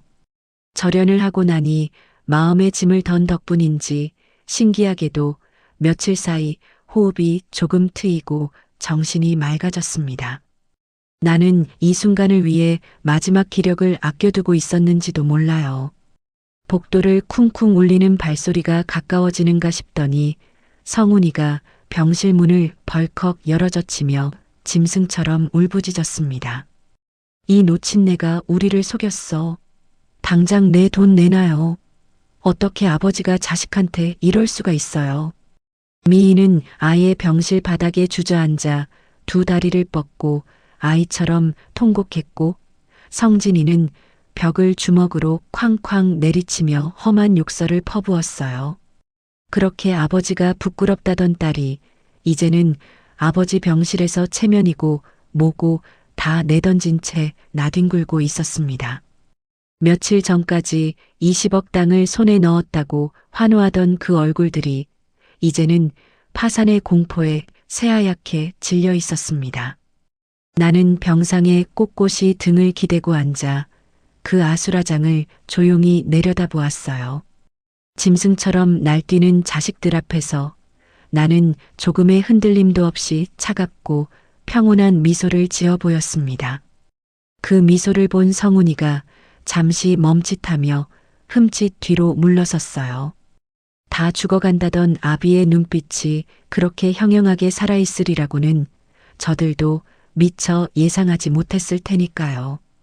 그제야 자식들은 자기들이 무언가 크게 잘못 걸려들었다는 것을 어렴풋이 직감하는 눈치였습니다. 이윽고 나는 천천히 입을 열었습니다. 며칠 전까지 산소호흡기의 의지에 겨우 신음하던 그 늙은이의 목소리가 아니라 벼락처럼 서늘하고 또렷한 목소리였어요. 병실 안의 공기가 순식간에 얼어붙었습니다. 속인 게 아니다. 너희가 낸 그 세금과 사채빚, 그게 바로 내가 평생 고물을 주어 너희를 대학 보내고 시집 장가 보낸 값을 이제야 돌려받는 것이란다. 내 목소리는 조금도 떨리지 않았습니다. 오히려 평생 처음으로 하고 싶은 말을 자식들 앞에서 속 시원히 다 쏟아내는 후련함마저 들었어요. 자식들의 얼굴이 벌겋게 일그러지는 것을 보며 나는 한마디 한마디 그들의 죄를 낱낱이 짚어나갔습니다. 성훈이 너 정인이 내쫓을 때 위자료 한 푼 안 준 죄까? 미희 너 이 아비가 부끄럽다며 시가에 죽었다고 거짓말한 죄까? 성진이 너 툭하면 내 금고를 제 지갑처럼 털어간 죄까? 나는 그저 그 밀린 값을 한꺼번에 정산했을 뿐이란다. 병실 안에는 숨막히는 침묵이 흘렀습니다. 자식들은 아무도 내 말에 대꾸하지 못했어요. 제 죄를 조목조목 짚어내는 아비 앞에서 저들은 그저 고개를 떨구거나 헛되이 눈알만 굴릴 뿐이었습니다. 반박할 말이 없었던 게지요. 모두 사실이었으니까요. 나는 마지막으로 평생 가슴에 눌러 담았던 말을 서리빨처럼 내뱉었습니다. 이제 가서 그 잘난 빚더미 땅이나 실컷 파먹고 살거라. 너희 같은 것들은 내 호적에서 이미 오래전에 지워졌어. 그 말이 끝나기가 무섭게 소란 신고를 받고 달려온 병원 보안요원들이 새 자식을 붙들었습니다. 자식들은 짐짝처럼 질질 끌려나가면서도 아버지 두고 보자며 이대로는 못 끝낸다며 발악하고 오열했어요. 그 악다구니 소리가 긴 병원 복도를 따라 아득하게 메아리쳤습니다. 예전 같으면 자식들이 끌려나가는 그 모습에 가슴이 미어졌겠지만 이제 내 마음은 잔잔한 호수처럼 고요했어요. 나는 그 소리가 완전히 잦아들 때까지 눈 하나 깜짝하지 않고 활짝 열린 병실 문을 조용히 응시했습니다. 자식들이 끌려나간 자리에 남겨진 정적이 어쩌면 그렇게 달콤할 수가 없었습니다. 자식들 뒷바라지에 등이 굽고 손마디가 갈라지던 40년 세월, 그 긴 시간 내 가슴 밑바닥에 켜켜이 쌓여 딱딱하게 굳어있던 응어리가 그 한순간에 씻은 듯이 뻥 뚫려 내려가는 것을 느꼈어요. 슬프지도 후련하기만 한 것도 아닌 그저 오래 어긋나 있던 모든 것이 마침내 제자리를 찾은 듯한 깊고 서늘한 평온이 밀려왔습니다. 나는 천천히 눈을 감고 그 정적을 오래오래 음미했어요. 곁을 지키던 정인이가 아무 말 없이 조심스레 내 굽은 어깨를 감싸 안았어요. 그 따뜻한 온기가 등을 타고 스미자 나는 그제야 참았던 숨을 길게 내쉬었습니다. 좋은 아비가 되어야 한다며 평생 이를 악물고 짊어져온 가장이라는 무거운 짐을 나는 마침내 두 손에서 완전히 내려놓았어요. 등이 굽도록 나를 짓누르던 그 짐이 사라지고 나니 어깨가 거짓말처럼 가벼웠습니다. 나는 며느리의 손을 가만히 마주 잡았어요. 바로 그때부터였습니다. 병원 밖으로 쫓겨난 자식들의 휴대폰이 사채업자들의 독촉 전화로 쉴 새 없이 울려대기 시작했어요. 이자가 밀렸다고, 원금을 당장 갚으라고 사방에서 빚 독촉이 빗발쳤습니다. 사채업자들이 성훈이의 중개사무소로 미희의 미용실로 들이닥쳤다는 소식도 들려왔어요. 창밖 저 멀리 어딘가에서 세 자식이 그 빚 독촉에 쫓겨다니는 모습이 눈에 선했어요. 제 욕심으로 판 구덩이에 이제 저들이 스스로 빠져 허우적거릴 차례였습니다. 누구를 원망할 것도 없이 모두 제가 뿌린 씨앗이었어요. 그것이 바로 길고 긴 인과응보의 서막이었습니다. 신기한 일이었어요. 그 순간만큼은 내 몸을 갉아먹던 암세포마저 잠시 그 성장을 멈춘 것만 같았습니다. 밤마다 나를 괴롭히던 살을 찢는 듯하던 육체의 고통조차 그 순간만은 아득하게 잊힐 만큼 나는 압도적이고도 장엄한 복수의 완성을 온몸으로 느꼈어요. 평생 남에게 짓밟히고 자식에게 무시당하기만 하던 늙은 아비가 생의 마지막 순간에 마침내 제 두 손으로 반듯하게 매듭지은 통쾌하고도 서글픈 결말이었습니다. 나는 창밖으로 쏟아지는 햇살에 지그시 눈을 감으며 오랜만에 가슴 깊이 벅차오르는 무언가를 느꼈어요. 그 소동이 있고 몇 주가 흐르는 동안 세 자식의 소식이 바람결에 하나둘 들려왔습니다. 사채 이자와 증여세를 끝내 감당하지 못한 성훈이는 살던 아파트마저 압류당했고 미희는 그 좋아하던 미용실이 남의 손에 넘어갔어요. 만년 공시생이던 막내 성진이는 도박빚에 쫓겨 어느 날 밤 짐 하나 챙기지 못하고 야반도주를 했다더군요. 형제라고 서로 돕기는커녕 이제는 내 탓이라며 원수처럼 등을 돌렸다는 이야기까지 들려왔어요. 다 죽어가는 제 아비를 등쳐 한몫 챙기려던 그 욕심이 결국 부메랑처럼 돌아와 세 남매를 벼랑 끝으로 뿔뿔이 흩어놓은 것이었습니다. 그 소식을 전해 들으면서도 내 마음은 놀랍도록 잔잔했어요. 예전 같으면 그래도 내 자식인데 하며 가슴 한켠이 저렸겠지만 이제는 미움도 고소함도 남아있지 않았습니다. 그저 뿌린 대로 거두는 정해진 이치가 흘러가는구나 하는 담담함 뿐이었어요. 저들은 이미 내 마음속에서 오래전에 지워진 이름들이었으니까요. 그러던 어느 날 서울의 미술품 감정원에서 두툼한 봉투 하나가 병실로 배달되었어요. 떨리는 손으로 봉투를 열어보니 그 안에는 최종 감정 증서가 들어 있었습니다. 고물상 구석에서 먼지를 뒤집어 쓴 채 자식들에게 발길질이나 당하던 그 백자와 족자들이 하나하나 나라의 보물이라 할 만한 진품으로 밝혀져 모두 합쳐 무려 30억 원을 호가한다는 내용이었어요. 나는 그 숫자를 몇 번이나 다시 읽어보았습니다. 처음 억대라는 말을 들었을 때보다도 훨씬 큰 액수에 오래도록 말문이 막혔어요. 자식들이 그토록 탐내다 제 발등을 찍은 그 깡통 땅과는 비교조차 되지 않는 진짜 유산이 줄곧 내 손안에 있었던 것입니다. 매일 아침 마른 걸레로 정성껏 닦던 그 습관이 결국 이런 복을 불러온 셈이었어요.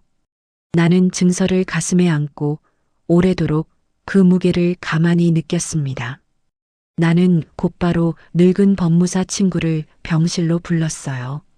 그리고 그 골동품을 모두 현금으로 바꾸어 오직 정인이와 손주의 이름으로 그 누구도 절대 빼앗을 수 없는 견고한 신탁으로 묶어두는 법적 절차를 밟았습니다.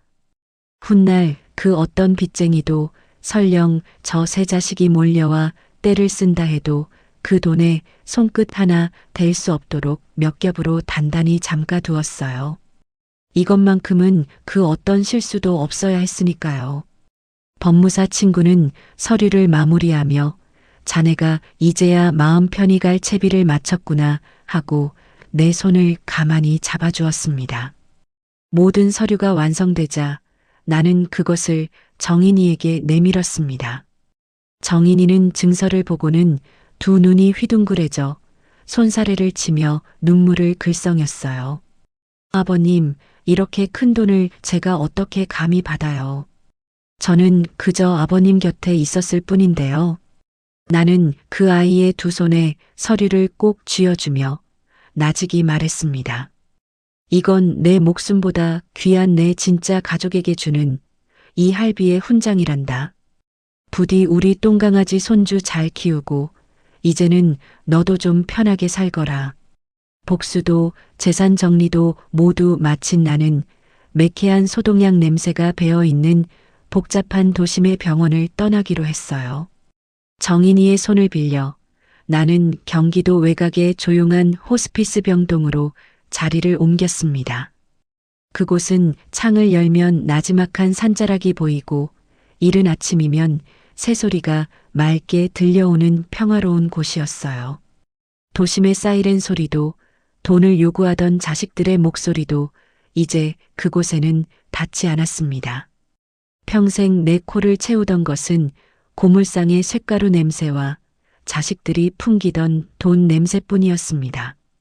그런데 이곳에서는 창밖으로 불어오는 바람에서 이름 모를 들꽃의 향기로운 냄새가 실려왔어요. 나는 그 은은한 향기를 깊이 들이마시며 태어나 처음으로 온전한 평화라는 것을 누렸습니다. 평생 새벽 4시에 일어나 셔터를 올리던 이 두 손을 이제는 아무 일도 하지 않고 그저 이불 위에 가만히 올려둘 수 있다는 사실이 낯설도록 편안했어요. 야윈 몸은 하루가 다르게 쓰러져 갔지만 마음만은 그 어느 때보다 맑고 고요했습니다. 정인이는 내가 물려준 돈으로 손주의 앞날을 든든히 보장받고 호스피스 병동 가까운 곳에 넓고 깨끗한 한정식집을 차렸습니다. 매일같이 나를 보러 오는 길에 정인이는 손수 지은 따뜻한 밥과 정갈한 반찬을 들고 왔어요. 예전 고물상으로 찌개를 싸들고 오던 그 정성 그대로였습니다. 나는 이제 넘기기도 힘든 몸이었지만 그 국물 한 술을 입에 머금는 것만으로도 세상을 다 가진 듯 든든했어요.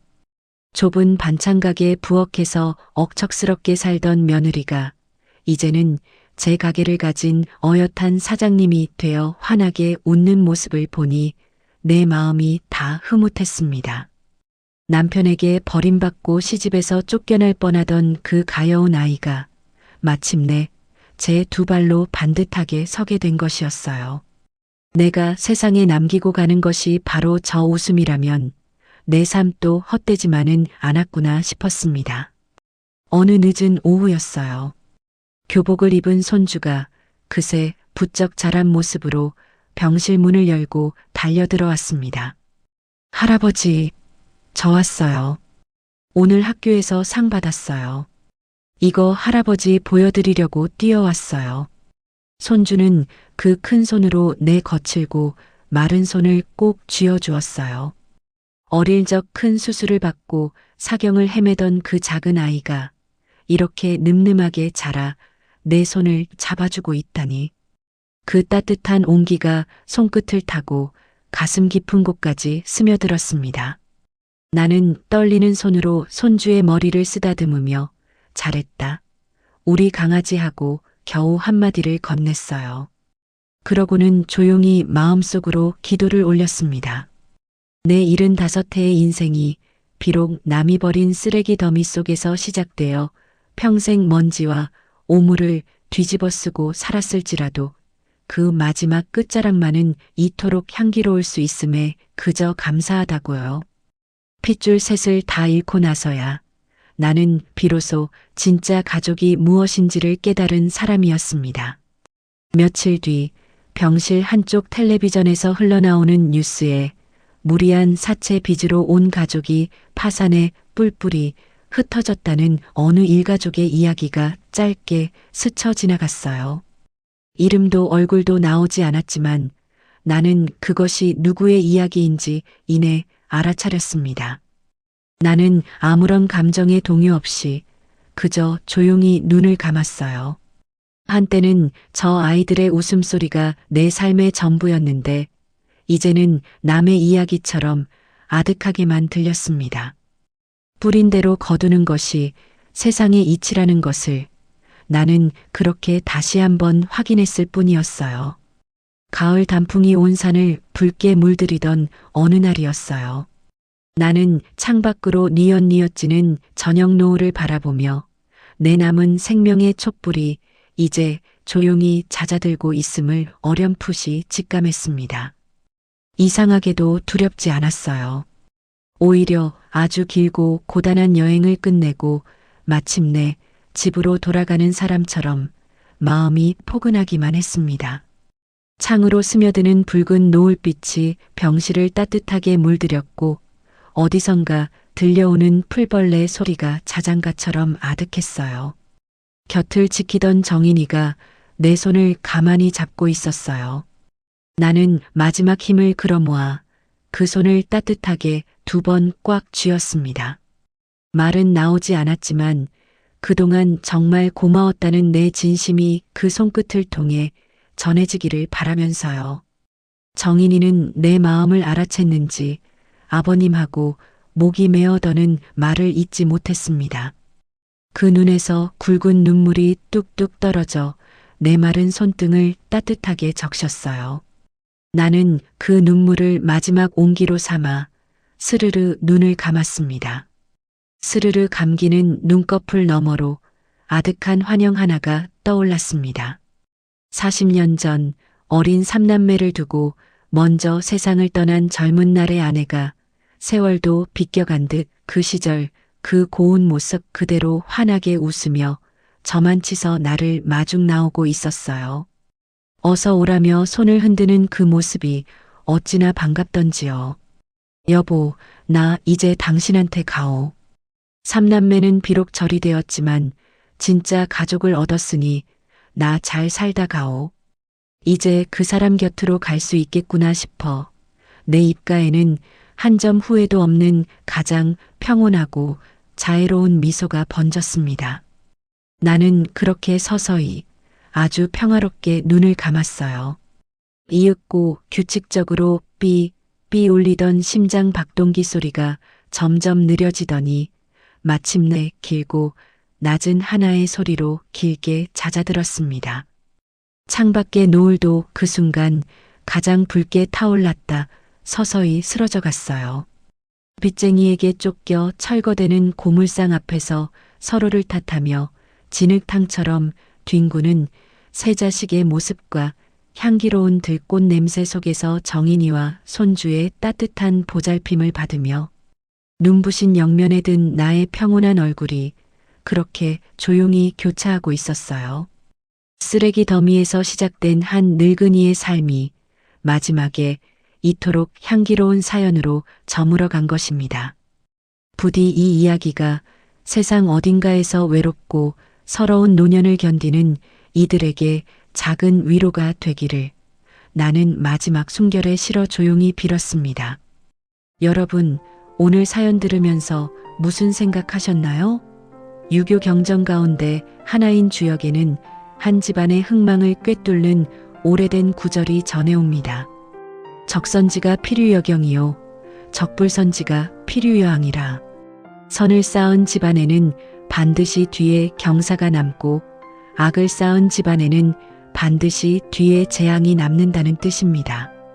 오늘 사연 속 그 아버지도 평생 남몰래 선을 쌓아 며느리와 손주를 말없이 거두셨기에 그 마지막이 향기로울 수 있었습니다. 반면 욕심으로 악을 쌓은 자식들은 남이 아닌 제 손으로 재앙을 불러들이고 말았죠.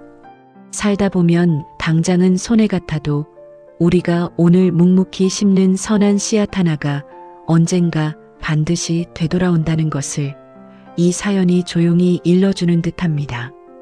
오늘도 끝까지 시청해 주셔서 감사드립니다. 사연이 마음에 닿았다면 더 좋은 사연으로 찾아뵐 수 있도록 구독과 좋아요를 부탁드릴게요. 그리고 사연의 주인공을 위한 따뜻한 말씀도 댓글로 부탁드립니다. 여러분의 오늘을 응원합니다. 꿈꾸는 사연이었습니다.